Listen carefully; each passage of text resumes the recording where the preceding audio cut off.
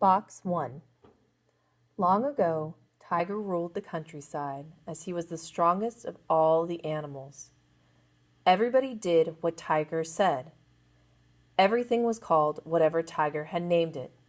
Moths, lilies, and even stories were named after Tiger. Anansi the spider was the weakest creature in the countryside.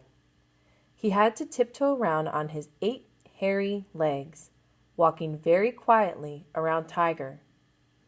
But Anansi did not think that Tiger should have everything.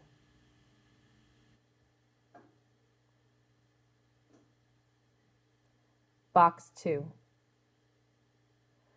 One night, when the storyteller was reading one of Tiger's stories, Anansi thought of what he wanted from Tiger. He wanted all the stories to be named after him instead, the spider stories. When the storyteller had finished, Anansi crept closer and closer to Tiger. "Tiger, oh Tiger," began Anansi in his whispering voice, "I want something of yours. I want the stories to be named after me, the spider stories." All the other animals started to laugh. The green parrot squawked, the owl hooted, and the bullfrog croaked, and the monkey screeched. Then was a sudden, silent moment as they waited for Tiger's reply.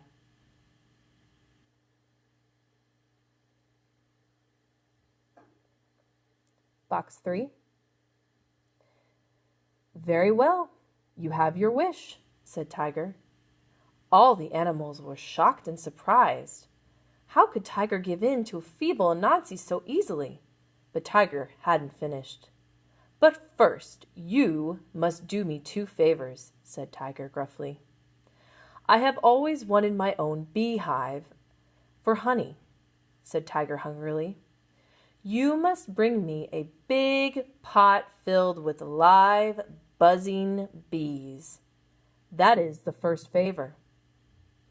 When the other animals heard this, they began to twitter and laugh again. How could weak little Anansi catch a pot of live, buzzing bees? Just 1 or 2 stings would kill him. "And for the second favor," roared Tiger, "you must bring me Mr. Snake alive. Mr. Snake lives by the river near a grove of bamboo trees. I have often wanted to sit and talk with Mr. Snake, as I hear he knows many things. But he never comes close to me." Tiger then jumped up and disappeared quietly into the night. The other animals began to twitter and laugh all over again. The green parrot squawked, the owl hooted, the bullfrog croaked, and the monkey screeched. How could weak little Anansi capture Mr. Long Snake, Mr. Snake, and bring him back alive?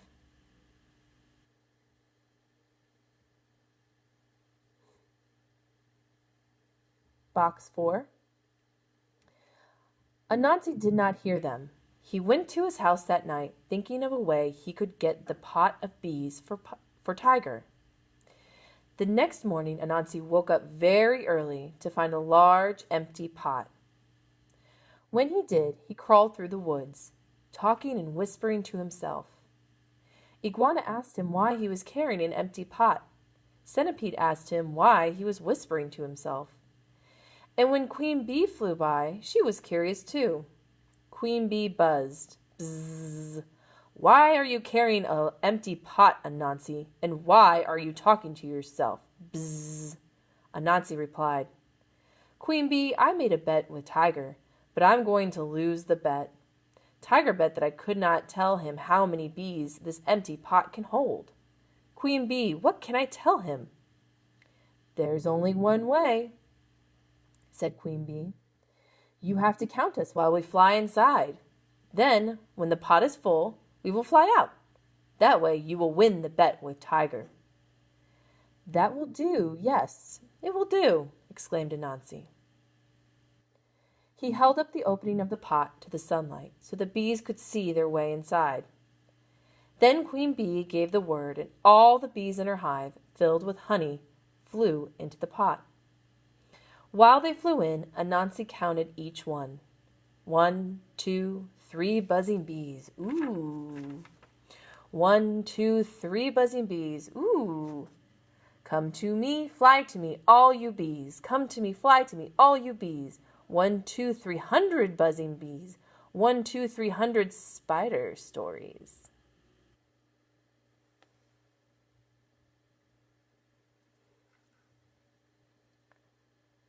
Box 5. When the last bee flew in, Anansi sealed up the opening and hurried off to Tiger. There he found Tiger at the clearing, yawning.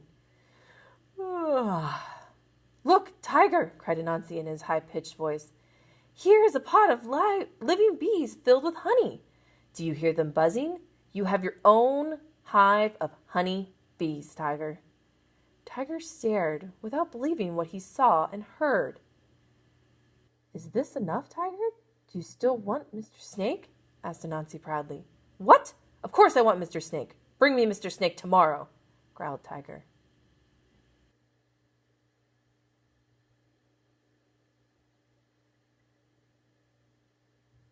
Box 6. Before dawn the next morning, Anansi went down to the river where Mr. Snake lived. He took his sword with him and soon passed Mr. Snake's hole. He woke up Mr. Snake, who hissed at him. Psst! What are you doing here so early, Anansi? I might as well eat you for waking me up, said Mr. Snake. And why are you carrying a sword? Oh, Mr. Snake, I am very, very sorry. I came to win a bet with Tiger. I told Tiger that you were the longest animal in the world, longer than the tallest bamboo tree. He says that you are shorter than the tallest bamboo tree. Of course I'm longer than the bamboo tree. Can't you see? Hissed Mr. Snake loudly. Now that the sun is up, you look very, very, very, very long. But the bamboo tree looks just a little bit longer. I cannot be sure. I have lost my bet, Anansi replied. What are you saying, you stupid spider? I am much, much longer than that tree. Cut it down with your sword. Put the tree next to me and I will prove it to you. You have won your bet.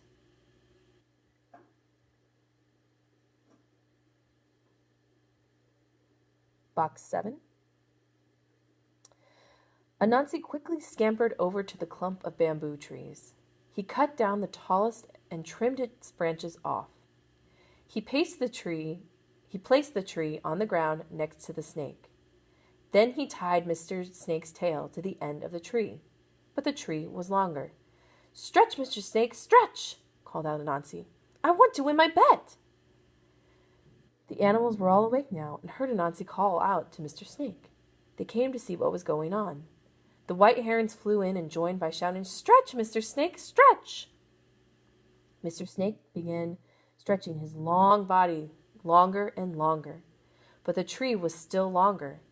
Anansi suggested, I will tie you at the middle and you can stretch even more. Turtle came along to the river bank, and the bullfrog came hopping too. The herons and the turtles and the bullfrogs were all shouting to Mr. Snake, Stretch, snake, stretch! Stretch, snake, stretch! Stretch, snake, stretch!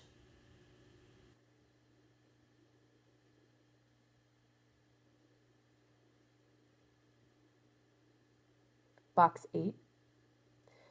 But at that moment, Anansi tied Mr. Snake's head to the bamboo tree, and all the animals fell silent. Now Mr. Snake was trapped and ready to be carried to Tiger. From then on, all stories have been called spider stories.